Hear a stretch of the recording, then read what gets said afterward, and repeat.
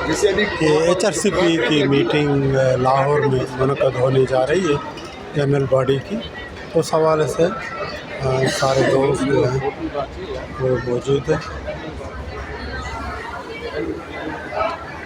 सीधा तस्वीर आना चाहिए, सीधा नहीं आया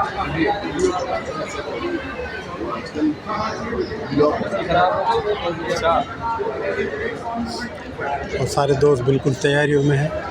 तो जैसे ट्रेन पहुंचती है तो रवानगी होगी, इसलिए ग्रीन लाइन पाकिस्तान खड़ी है और हम सब इंतज़ार में हैं। जैसे गाड़ी 6 बजे है वैसे कराची एक्सप्रेस के पहुंचने का टाइम, तो ये है कि सारी